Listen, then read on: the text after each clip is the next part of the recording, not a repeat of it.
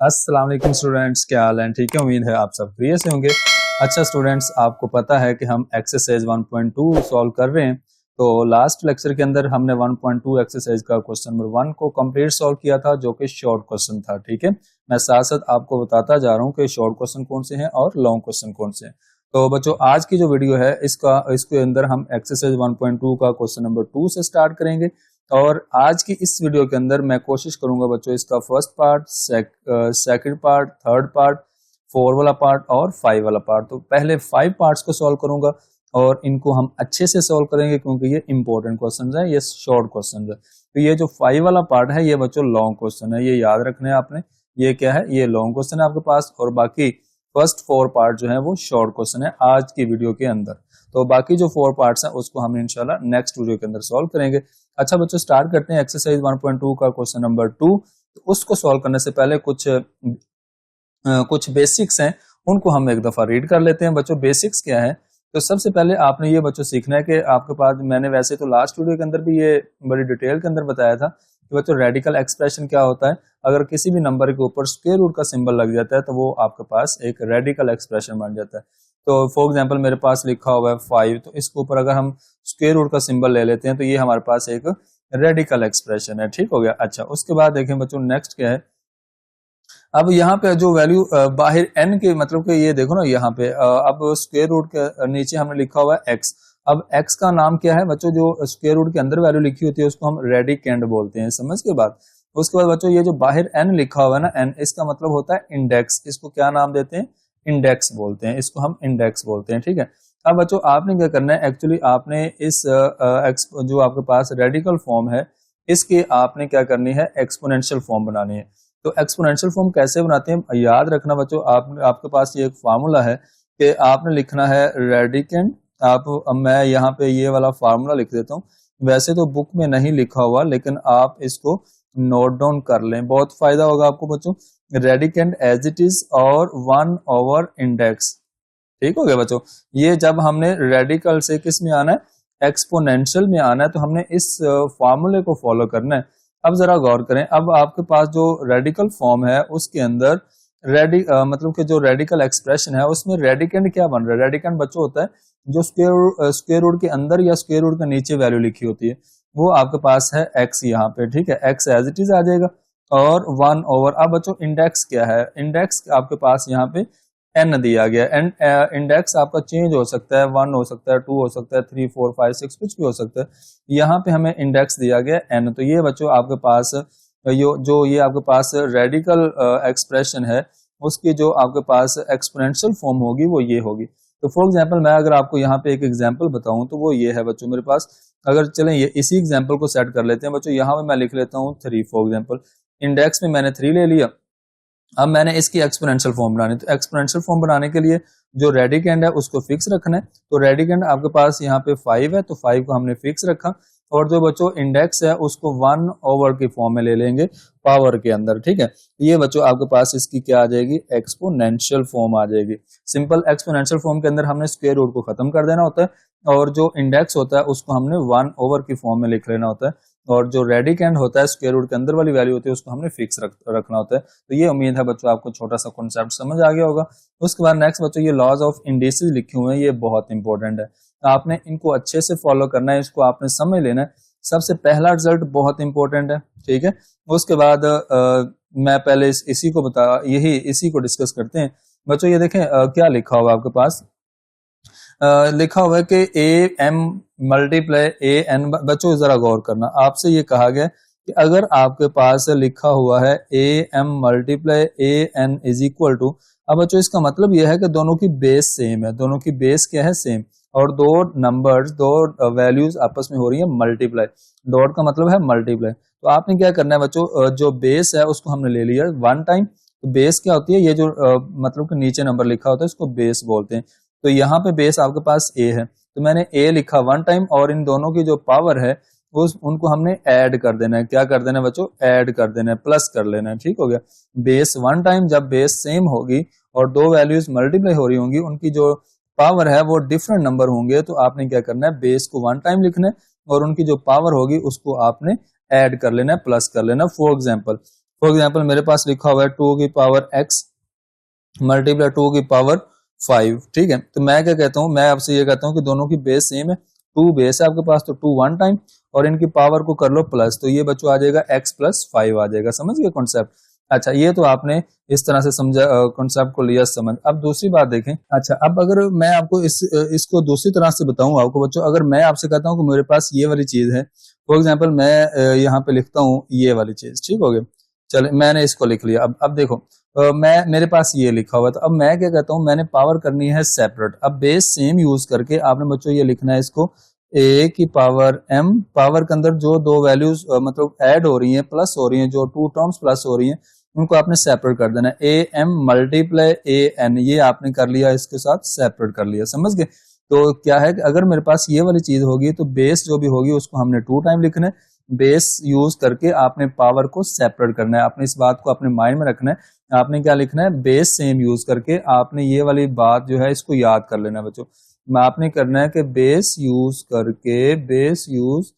करके आपने क्या करना है, बेस यूज करके आपने जो पावर है उसको आपने कर लिया सेपरेट। मैं लिखूंगा, मैं आपसे बोलूंगा बेस यूज करके पावर सेपरेट कर ली। पावर को क्या कर लेना है, सेपरेट करना है। पावर को हमने बच्चों सेपरेट करना है। ये वाली बात आपने याद रखनी है, बहुत ज्यादा टाइम यूज होगा ये वाला कॉन्सेप्ट। आपने क्या नाम देना है इस तरह के कॉन्सेप्ट को, बेस सेम यूज करके। बेस आपने यहाँ पे मैंने लिखा बेस सेम यूज करके आपने क्या करना है, आपने पावर को सेपरेट करना है। ये वाली बात बच्चों आपने माइंड में रखनी है आपने, ठीक है। अच्छा, अब देखें सेम इसी तरह से अगर आपके पास लिखा हुआ है 2 की पावर x प्लस 5, तो मैं मेरे पास बेस क्या है, बेस मेरे पास है यहाँ पे 2 बेस है, तो मैंने लिखा 2 एज इट इज, और उसकी जो फर्स्ट पावर है मतलब x, और उसके दरम्यान मैंने डॉट लगाया, दोबारा से बेस सेम यूज की, मैंने 2 को दोबारा लिखा, और नेक्स्ट वैल्यू जो पावर के अंदर लिखी हुई है 5 लिख लिया। सही हो गया बच्चों, ये मैंने इसको बेस सेम यूज करके पावर को सेपरेट कर लिया। अब दोबारा देखें, अगर यहाँ पे दरम्यान में लिखा हुआ है माइनस, तो क्या करना है, आपने 2 की पावर x सेपरेट कर ली, और 2 की पावर -5 सेपरेट करना है। अब आपने 2 की पावर -5 लिखना है। जब ऊपर टर्म्स के दरमियान माइनस होगा तो माइनस के साथ एज इट इज आएगा। ये था बच्चों आपके पास एक कॉन्सेप्ट जो कि मोस्ट इंपोर्टेंट था।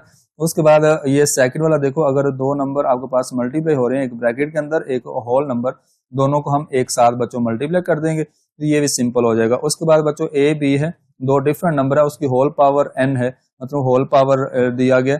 अब आपने क्या करना है, a की पावर n सेपरेट हो जाएगा, b की पावर n, मतलब आपने ये करना है दोनों की पावर को सेपरेट करना है। फॉर एग्जांपल आपके पास लिखा हुआ है x y की पावर 5 है, तो आपने लिखा x5 और y5, पावर को सेपरेट कर दिया, ठीक है। उसके बाद बच्चों नेक्स्ट देखें, ये क्या है, सेम वही कॉन्सेप्ट है। अब अगर a और b ब्रैकेट के अंदर आ जाता है तो होल पावर n है, तो आपने a की पावर n सेपरेट कर दिया और b की पावर n सेपरेट कर दिया, तो मतलब जो होल पावर n है वो दोनों के साथ पावर बन जाएगी और ब्रैकेट खत्म हो जाएगी। उसके बाद बच्चों ये 5 वाला मोस्ट इंपोर्टेंट है। ये इंपॉर्टेंट क्यों है, अब जरा गौर कीजिएगा। तो मैं आपको एक्चुअली बेसिक समझा रहा हूँ। बेसिक जितना स्ट्रॉन्ग होगा आपका, आपके ये क्वेश्चन उतने ही आसान होंगे। बच्चों आपसे ये कहा गया कि a की पावर m ओवर a की पावर n, मतलब ऊपर और नीचे बेस सेम है, इनकी पावर डिफरेंट है। तो जब मुझे क्या करना है, अगर मैंने नीचे से ऊपर वाली साइड पे मूव करना है, तो मैं क्या लिखूंगा, a 1 टाइम, मतलब कि बेस 1 टाइम लिखा, ऊपर वाली पावर में नीचे वाली पावर जो होगी उसको लेके जाके मैं क्या करूंगा, माइनस कर दूंगा। अगर नीचे प्लस n है तो ऊपर जाके ऊपर वाली पावर के अंदर ये -n हो जाएगा। अब अगर नीचे माइनस लिखा हुआ है तो ऊपर जाके ऊपर वाली पावर में ये जाकर क्या हो जाएगा, ये आपके पास +n हो जाएगा। समझ गए बच्चों, ये आपने इस तरह से इसको याद रखना है। फॉर एग्जांपल मेरे पास लिखा हुआ है x की पावर 5 ओवर x की पावर 2, तो ऊपर नीचे बच्चों बेस सेम है, मैंने बेस को लिखा 1 टाइम, और नीचे वाली पावर जो है मैंने ऊपर वाली पावर में लेके जानी है और इसका साइन चेंज कर देना है। ये बच्चों मेरे पास 5 - 2 हो जाएगा और फाइनल आपके पास x की पावर 3 आ जाएगी। ठीक हो गया। अब ये एक कॉन्सेप्ट हो गया। अब दूसरे नंबर पे क्या है, अगर मैं इसको इस तरह से इस्तेमाल करना चाहता हूं, मैं अगर बच्चों इसको इस तरह से लिखना चाहता हूं, ये देखो, मैं इस m वाली जो पावर है, m पावर है, उसको नीचे लेके आना चाहता हूं, तो बच्चों आपकी फ्रैक्शन मेंटेन रहेगी। 1 ऊपर लगाएंगे और नीचे मतलब के बेस 1 टाइम लिखेंगे, और जो नीचे वाली पावर होगी उसमें ऊपर वाली पावर लेकर आएंगे और उसमें कर देंगे माइनस कर देंगे। अगर ऊपर माइनस है तो नीचे लाके प्लस कर देंगे पावर के अंदर, अगर प्लस है तो नीचे लाके पावर के अंदर माइनस कर देंगे और बेस को 1 टाइम लिख लेंगे। बच्चों ये दो बातें आपने बहुत इंपॉर्टेंट है, इसको याद रखना है, एक 5 वाला रिजल्ट और एक 1 वाला रिजल्ट। ये दोनों मैंने आपको क्यों बार बार बताए, ज्यादा एग्जांपल्स आपको बताइए, इसके रीजन है क्योंकि ये मोस्टली यूज होगा क्वेश्चन के अंदर, आपने इसको अच्छे से याद करना है। अच्छा बच्चों ये 6 वाला जो रिजल्ट लिखा हुआ है a की पावर 0 इज इक्वल टू 1, ये बच्चों बड़ा इंपॉर्टेंट रिजल्ट है, चैप्टर 2 के अंदर भी यूज होता है, आगे 3 के अंदर भी यूज होता है। देखें इसका मतलब क्या है, इसका मतलब यह है कि बच्चों ये मेरा वैसे इस बुक के साथ थोड़ा सा एक इशू है, वो ये है कि बच्चों यहाँ पे इसको लिखना चाहिए था फॉर ऑल, इसको लिखना चाहिए था for all a belong to r। a belong to r का मतलब क्या है बच्चों कि जो a वैल्यू होगी किसी भी नंबर की पावर 0 लेंगे वो इक्वल टू 1 होगा, तो a का मतलब कोई भी रियल नंबर का एलिमेंट होगा, सेट ऑफ रियल नंबर का कोई भी एलिमेंट होगा। फॉर एग्जांपल 2 की पावर 0 वो भी 1, फॉर एग्जांपल -2 की पावर 0 वो भी 1, या आप ले लो 100 की पावर 0 वो भी आपके पास 1। तो इस तरह से कोई भी a की वैल्यू हो सकती है तो वो इक्वल टू 1 होगी। तो बच्चों लास्ट में सिर्फ एक चीज मुझे याद आ गई है, वो मैंने आपको बतानी है, फिर हम इन क्वेश्चन को एंजॉय करेंगे बहुत अच्छी तरह से। अच्छा बच्चों ये देखें, अगर मेरे पास लिखा हुआ है फॉर एग्जांपल 2/3 और इसकी होल पावर -2 है फॉर एग्जांपल।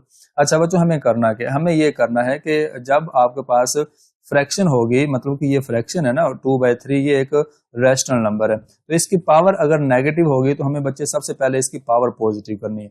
तो पावर पॉजिटिव करने के लिए मैंने क्या किया, जो मेरे पास फ्रैक्शन होगी उसका रेसिप्रोकल ले लेंगे।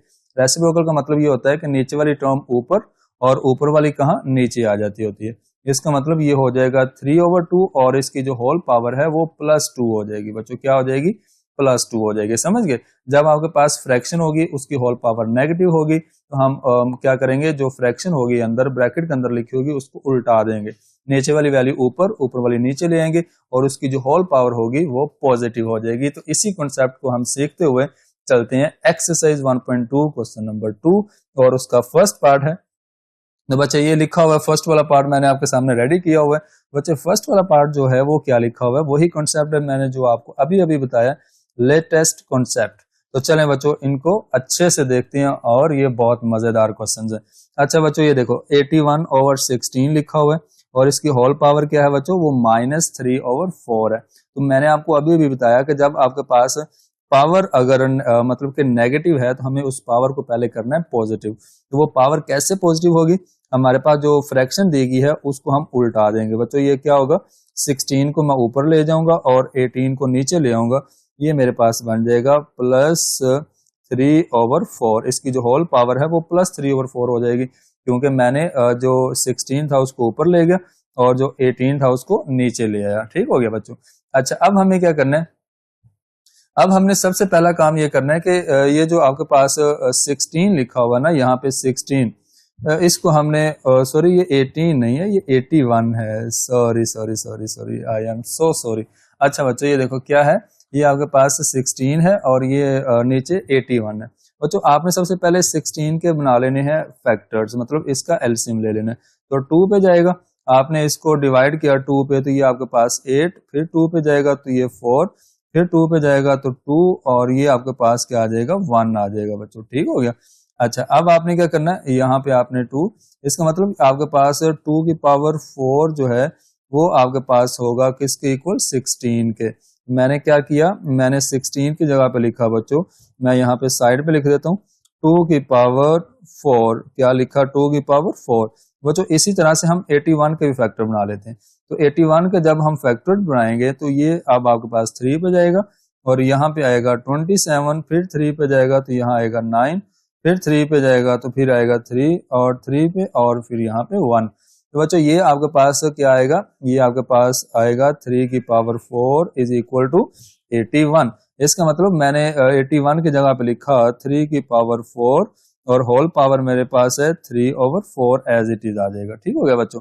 अच्छा अब हमें क्या करना है, अब हमें यहाँ पे इनकी जो पावर है उसको सेपरेट अप्लाई करना है। ठीक है, सेपरेट अप्लाई जब करेंगे तो मैं लिखूंगा यहाँ पे 2 की पावर 4 मल्टीप्लाई 3/4 और 3 की पावर 4 मल्टीप्लाई 3/4। मैंने क्या किया, इस पावर को दोनों के साथ सेपरेट मल्टीप्लाई कर दिया, ऊपर वाली पावर के साथ और नीचे वाली पावर के साथ।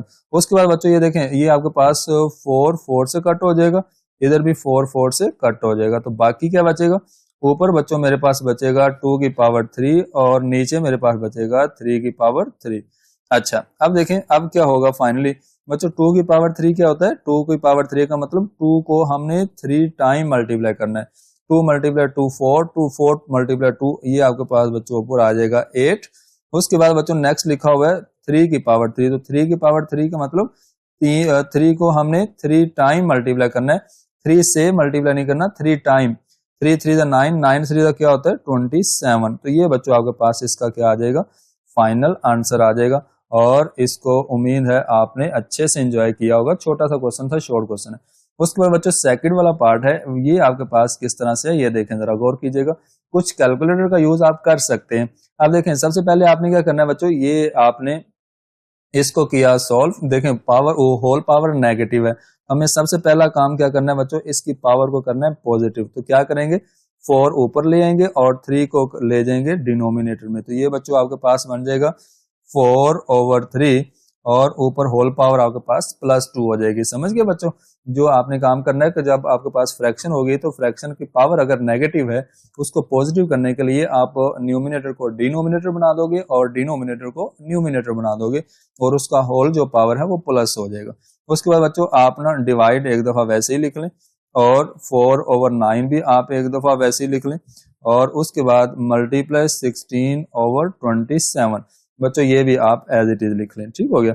अच्छा अब आप लोगों ने बोर्ड मैथ्स तो पढ़ा ही होगा, बोर्ड मैथ्स क्या होता है, बोर्ड मैथ्स के अंदर अगर आप मतलब कि वो मतलब वैल्यू उनको सॉल्व कर रहे हो तो पहले हमें किसको सॉल्व करना है, पहले हमें डिवाइड वाली जो वैल्यू है उसको सॉल्व करना है, ठीक है। तो चलें बच्चों साथ ही हम क्या करते हैं, साथ ही हम इसको भी ओपन कर लेते हैं और साथ हम उसको भी ओपन कर लेते हैं। बच्चों 4 की पावर 2 क्या होगी, 4 की पावर 2 का मतलब 4 4 को 4 से मल्टीप्लाई करना है, 4 को 2 टाइम मल्टीप्लाई करना है, 4 को 2 से मल्टीप्लाई नहीं करना, 4 को 4 से मल्टीप्लाई करना है 2 टाइम। ये बच्चों आएगा आपके पास 16 और 3 की पावर 2 का मतलब 3 की पावर 2 का मतलब 9 होता है। 3 2 जा 6 नहीं लिखना, 3 की पावर 2 का मतलब 9 है। उसके बाद बच्चों इसको हम ले जाएंगे किसमें, डिवाइड फॉर्म में, मतलब कि डिवाइड है तो इसको हम ले जाएंगे मल्टीप्लाई की फॉर्म में। बच्चों जब हम इसको मल्टीप्लाई की फॉर्म में लेके जाएंगे तो इसका भी रेसिप्रोकल लेंगे, क्या होगा 9 ऊपर चला जाएगा और 4 कहाँ आ जाएगा, नीचे आ जाएगा और इसकी whole power as it is रहेगी और उसके बाद ये 16/27 एज इट इज आ जाएगा। समझ गए बच्चों, ठीक हो गया, ओके समझ आ गई बात।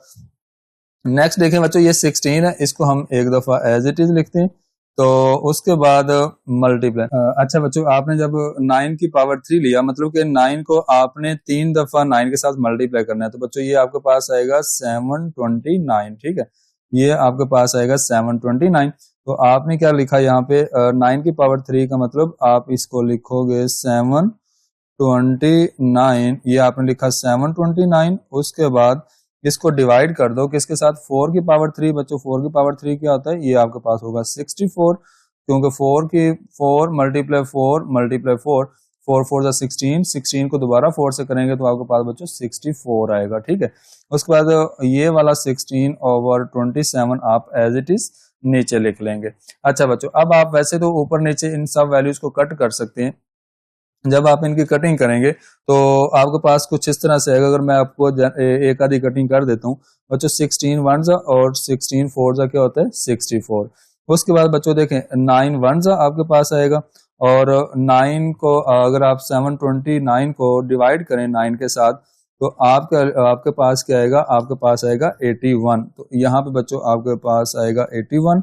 अच्छा उसके बाद देखें नेक्स्ट अब आप देखें ये वाला जो 4 है, 4 1 और 4 4 आपके पास दोबारा क्या आ जाएगा 16। अच्छा अब आप एक काम कर लें, बाकी आप और भी कटिंग कर सकते हैं बच्चों। 81 को आप 4 के साथ करें मल्टीप्लाई, जब आपने 81 को 4 के साथ किया मल्टीप्लाई तो ये आपके पास क्या आएगा, ये आपके पास आ जाएगा, चलें यहाँ पे मैं लिख देता हूँ 4 मल्टीप्लाई 81 डिवाइडेड बाय 27। अच्छा ये आपके पास ऊपर क्या आएगा, ऊपर आपके पास यहाँ पे आ जाएगा, जब आपने 81 को 4 के साथ मल्टीप्लाई किया तो आपको मिलेगा 324। 324 को आपने बच्चों डिवाइड किया किसके साथ, 27 के साथ। अब आपने क्या करना है, इनकी कर देनी है आपस में कटिंग। जब आप इनके आपस में कटिंग करेंगे तो ये आपके पास वैल्यू आ जाएगी 8 ओवर समझ लें कि आपके पास आएगा आंसर, इसका आएगा 12। आप इस तरह करें 27 वंस और 27 को अगर आप मतलब कि मल्टीप्लाई करते हैं 12 के साथ तो 324 बनेगा। आप इसकी कटिंग करके चेक कर सकते हो। 27 मल्टी ये आप लिख लो 324 डिवाइडेड बाय 27, ठीक है, तो आपको मिलेगा 12। तो ये आपके पास बच्चों फाइनल आंसर आ जाएगा 12 इसका आ जाएगा। वैसे तो आप यहाँ पे और भी एक तरह से कटिंग कर सकते थे, जैसे कि ये आपके पास लिखा हुआ है मतलब 9 9 जा 81 और 9 3 दा, ठीक है। उसके बाद आप दोबारा इसकी कटिंग कर सकते थे 3 1 जा और 3 3 दा, तो ये आपके पास 3 को और 4 को मल्टीप्लाई करें तो 12, वो भी सही था। लेकिन आपने वैसे नहीं करना तो कोई इशू नहीं है। आपने अगर सेम ऊपर वाली वैल्यू ऊपर मल्टीप्लाई करनी है, नीचे वाली वैल्यू नीचे मल्टीप्लाई करके करनी है तो वो भी ठीक है, वो आपका आंसर आ जाएगा। तो आंसर आपका 12। बच्चों आपके पास थर्ड वाला पार्ट है, बहुत ही सिंपल और सादा सा क्वेश्चन है। देखिए लिखा हुआ है 0.027। बच्चों आप सबसे पहले ना इस तरह करें, आप इसको डायरेक्ट कैलकुलेटर पे भी लिख सकते हैं 0.027, तो आपके पास वैल्यू आ जाएगी, मतलब फ्रैक्शन के अंदर आंसर आ जाएगा। लेकिन अगर आप चाहते हो कि आप इस वैल्यू को किस में चेंज कर लें, मतलब कि फ्रैक्शन के अंदर चेंज कर लें, तो आपके पास ये जो डेसिमल पॉइंट है, इस डेसिमल पॉइंट के नीचे आप 1 लगाएंगे और आफ्टर द डेसिमल पॉइंट आप उतने 0 लगाएंगे। इसका मतलब आपके पास ऊपर आएगा 27 और नीचे आएगा 1000। तो आप लिखोगे बच्चों 27 ओवर 1000 और होल पावर आपके पास -1/3 एज इट इज आएगी। अच्छा, अब आपको पता है कि जब होल पावर नेगेटिव होती है ना, हम क्या करते हैं, हमें उसका रेसिप्रोकल लेना होता है जो आपके पास अंदर टर्म्स लिखी होती हैं। बच्चों आप इसका रेसिप्रोकल लेंगे, रेसिप्रोकल का मतलब 1000 ऊपर चला जाएगा और उसके बाद जो 27 है वो आ जाएगा नीचे और इसकी होल पावर क्या बन जाएगी, +1/3 माइनस खत्म हो जाएगा, ठीक है बच्चों। अच्छा, अब आप मुझे बताओ कि जो 10 की 1000 है इसको क्या लिख सकते हैं, इसको हम लिख सकते हैं 10 की पावर 3 और 27 को क्या लिख सकते हैं, इसको हम लिख सकते हैं 3 की पावर 3। हम पीछे भी करके आए हैं सॉल्व, लेकिन नहीं समझ आई तो आप इस तरह से कर सकते हो। 3 पे डिवाइड करो तो 9 आएगा, फिर 3 पे करो तो आपको 3 मिलेगा और दोबारा 3 पे करेंगे तो 1। इसका मतलब 3 आपके पास 3 टाइम आया तो आप 27 को लिख सकते हो 3 की पावर 3 और होल पावर बच्चों आपके पास 1/3 है।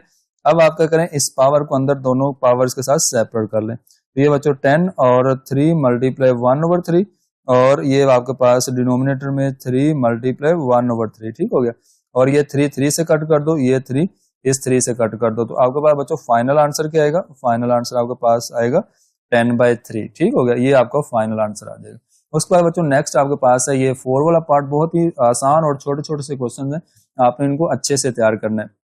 अच्छा जी, सबसे पहले बच्चों आप इसको लिखोगे इन एक्सपोनेंशियल फॉर्म। तो बच्चों इसकी जो एक्सपोनेंशियल फॉर्म है वो क्या बनेगी, ये देखें, इसकी जो एक्सपोनेंशियल फॉर्म है वो आपके पास कुछ इस तरह से बनेगी। एक्सपोनेंशियल फॉर्म के अंदर ये जो अंदर वाली जो मतलब रेडिकेंड है उसको हम मतलब के लिखेंगे एज इट इज, और उसके बाद ये देखो x की पावर 14, y की पावर 21 और z की पावर 35। अब दरमियान में क्रॉस लगाएं या ना लगाएं उससे कोई फर्क नहीं पड़ेगा और होल पावर बच्चों आपके पास बन जाएगी 1/7 बन जाएगी। अब हमने यहाँ पे ना एक काम करना है, जरा गौर कीजिएगा बच्चों। अब हमने यहाँ पे एक काम ये करना है कि ऊपर नीचे देखें, ऊपर नीचे आपके पास जो सेम वैल्यूज हैं, मतलब ये x की पावर 14 तो सिंगल टाइम है तो मैंने x की पावर 14 तो 1 टाइम लिखा। अब ऊपर भी y है नीचे भी y है, ठीक है। अब मैंने क्या करना है, y लिखना है 1 टाइम और नीचे वाली जो पावर है उसको ऊपर वाली पावर में लेके जाना है और उसको मैंने कर देना है माइनस। ऊपर वाली पावर मेरे पास है 21 और नीचे वाली पावर जब ऊपर जाएगी पावर के अंदर तो वो हो जाएगी माइनस, ठीक हो गया। और लास्ट में देखें मेरे पास लिखा हुआ है z, तो z की पावर 35 और नीचे z की पावर 7 है, ठीक है। तो मैंने z लिखा 1 टाइम और ऊपर वाला जो z की पावर है वो मेरे पास है 35, तो नीचे वाली जो z की पावर है वो 7 है, ऊपर वाली z की पावर में जाएगा तो ये माइनस हो जाएगा, मतलब पावर को हमने इकट्ठा कर लिया। तो ऊपर ले जाएंगे नीचे वाली पावर्स को ऊपर वाली पावर्स में लेके जाएंगे और उनको माइनस कर देंगे, मतलब साइन चेंज कर देंगे, ठीक हो गया। अब बच्चों हमें क्या करना है, 1/7 को अंदर हमने 1/1 मल्टीप्लाई कर देना है सबकी पावर के साथ। लेकिन अभी हम इसको सॉल्व करेंगे एज इट इज।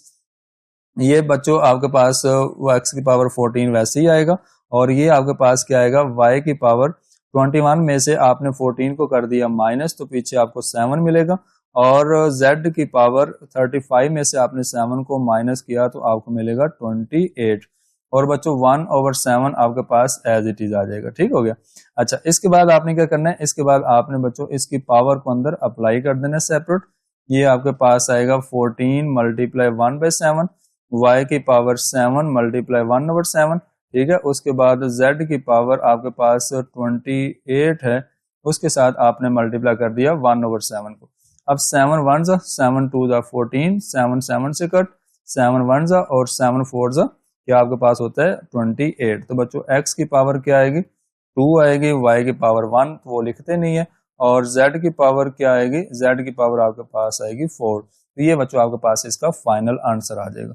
उसके बाद बच्चों लास्ट पे जो पार्ट नंबर 5 है, ये मोस्ट इंपोर्टेंट लॉन्ग क्वेश्चन है।